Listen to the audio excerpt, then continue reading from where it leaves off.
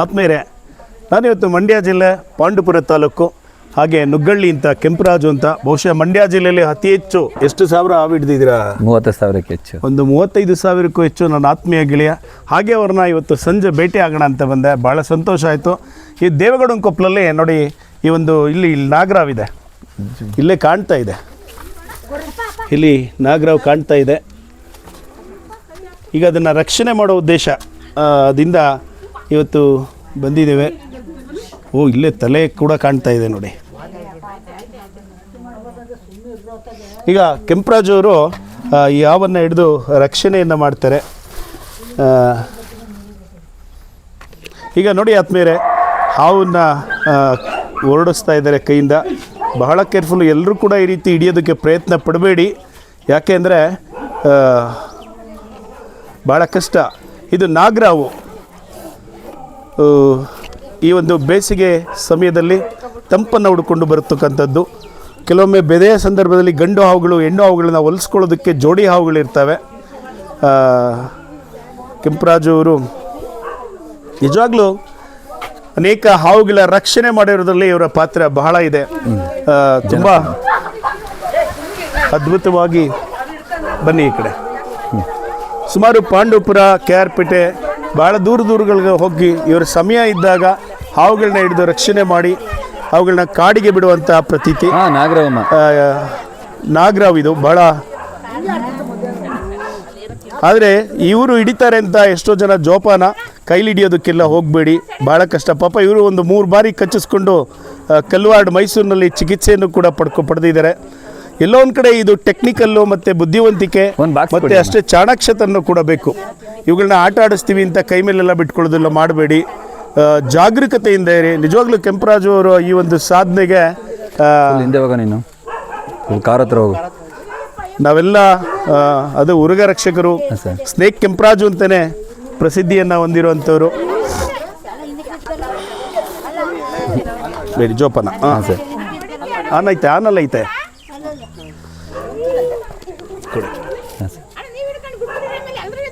ಇರಲಿ ಸುಮೀರಮ್, ಏನಾಗಲ್ಲ, ಅವರು ಹಿಡಿ.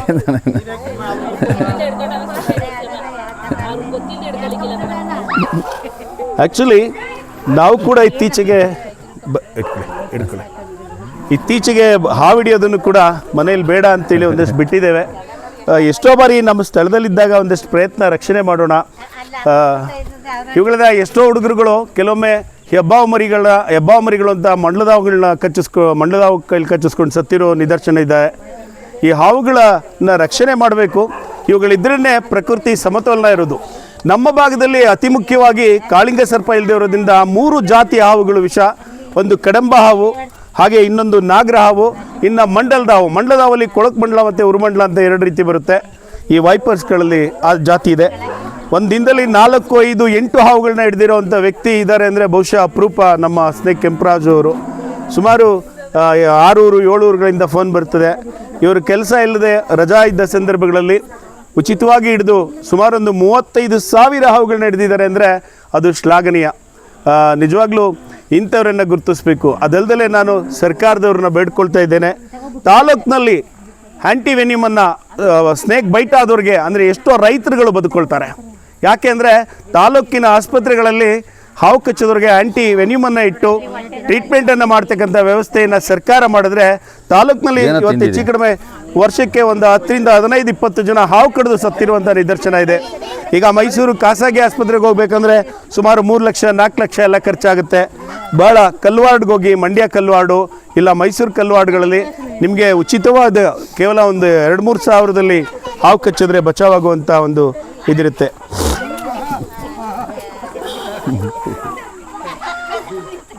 ಬಾಕ್ಸ್ ಹಾಕ್ಬೇಡ ಸರ್, ಬಾಕ್ಸ್ ಹಾಕಿ. ಈಗ ಇದನ್ನ ಕಾಡಿಗೆ ಬಿಡ್ತಿದ್ದೇವೆ. ಈಗ ಬಾಕ್ಸ್ ಕೊಡಿ ಒಂದು.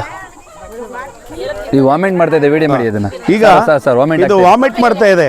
ಇದು ಕಪ್ಪೆ ಅಥವಾ ಇಲ್ಲಿ 2ರಲ್ಲಿ ತಿಂದಿರೋ ಸಾಧ್ಯತೆ ಇದೆ. ಕಪ್ಪೆನೇ ನೋಡಿ, ಕಪ್ಪೆ. ಆಹಾರಕ್ಕೋಸ್ಕರ ಸಾಮಾನ್ಯವಾಗಿ ಚಪ್ಪಡಿ ಕಲ್ಲುಗಳು, ದೇವಸ್ಥಾನದ ಚಪ್ಪಡಿ ಕಲ್ಲುಗಳಲ್ಲೆಲ್ಲ ಈ ರೀತಿ ಕಪ್ಪೆಗಳಿರ್ತವೆ. ಅದು ಕಪ್ಪೆ ತಿಂದಿದೆ. ಹಾಗಾಗಿ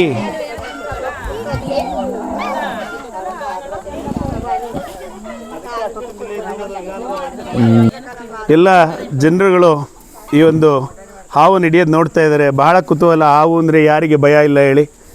ಕನಸಲ್ಲಿ ಕೂಡ ಮಕ್ಕಳುಗಳು ದೊಡ್ಡವ್ರು ಕೂಡ ಭಯ ಪಡ್ತಾರೆ. ನನಗೆ ಸುಮಾರು ಒಂದು 12 ವರ್ಷದಿಂದ ಕೆಂಪರಾಜು ಅವರು ತುಂಬ ಆತ್ಮೀಯರಾಗಿದ್ದಾರೆ. ನಿಜವಾಗ್ಲೂ ಕೆಂಪರಾಜು ಅವರೇ, ನೀವು ಕಚ್ಚಿಸ್ಕೊಂಡ ಸಂದರ್ಭದಲ್ಲಿ ಎಷ್ಟು ಬಾರಿ ಕಚ್ಚಿಸ್ಕೊಂಡಿದ್ದೀರಾ? ಸರ್ ಮ್ಯಾಕ್ಸಿಮಮ್ ಒಂದು 7 ಸಲ ಕಚ್ಕೊಂಡಿದ್ದೀನಿ ಸರ್. ಅದರಲ್ಲಿ ಅಪಾಯ ಬಂದದ್ದು 2-3 ಬಾರಿ 2 ಸಲ ICU-ದಲ್ಲಿ ಇದ್ದೀನಿ. ICU-ನಲ್ಲಿದ್ರಿ, ಕಲ್ವಾಡ್ ಮೈಸೂರಲ್ಲಿ. ಮೈಸೂರು. ನೀವು ಅಕಸ್ಮಾತ್ ಕಾರ್ ಓಡಿಸ್ಕೊಂಡು ಹೋಗ್ಲಿಲ್ಲ ಅಂದರೆ ಬಹುಶಃ ನಾವು ಇವತ್ತು ನಿಮ್ಮನ್ನು ನೋಡ್ಲಿಕ್ಕೆ ಆಗ್ತಿರ್ಲಿಲ್ಲ. ನಾನೇ ಹೋಗಿದ್ದೀನಿ ಸರ್ ಕಾರ್ ಓಡಿಸ್ಕೊಂಡು. ನೋಡಿ, ಎಷ್ಟೋ ಬಾರಿ ನಾವು ಮಾರ್ಗದರ್ಶನ ಬೇಕು. ಕೆಲವೊಮ್ಮೆ ಟೈಟಾಗಿ ಬಟ್ಟೆ ಕಟ್ಕೊಬಿಡ್ತಾರೆ. ಹಾವು ಕಚ್ಚಿದಾಗ ಓಡಬಾರ್ದು, ರಕ್ತ ಸಂಚಲನ ಆಗಿ ಬೇಗ ಅವನ ಅಪಾಯಕ್ಕೆ ತುತ್ತಾಗ್ತಾನೆ. ನಮಗೆ ಈ ನಾಗರಾವು ಮತ್ತು ಮಂಡ್ಲದಾವು ಸ್ವಲ್ಪ ಹುಷಾರು. ಹಾಂ ಸರ್. ಬೇಡ, ಇನ್ನೂ ದೂರನೇ ಇರಲಿ.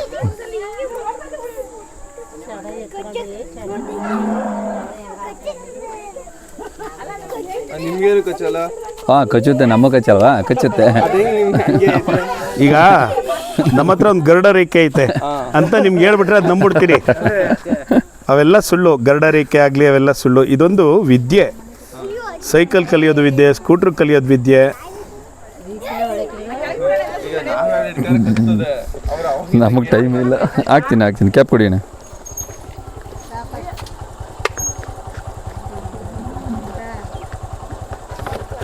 ಧನ್ಯವಾದಗಳು. ಕೆಂಪರಾಜ್ ಅವ್ರಿಗೆಲ್ಲ ಒಂದು ಧನ್ಯವಾದ ಹೇಳ್ಬಿಡಿ. ಬಹಳ ಸಂತೋಷ. ನಿಮ್ಮ ಭಾಗದಲ್ಲಿ ಇಂಥವ್ರು ಇರೋದು ನಿಜವಾಗ್ಲೂ ಶ್ಲಾಘನೀಯ. ನಿಮ್ಮನೇಲಿ ಎರಡಾವು ಅಂದ್ರೆ ನಿಮ್ಮೂರಲ್ಲಿ ಇಷ್ಟ ಹಿಡ್ದಿದ್ದಾರೆ. ಇಲ್ಲೆಲ್ಲ ಹಸಿರು ವಾತಾವರಣ ಇದೆ.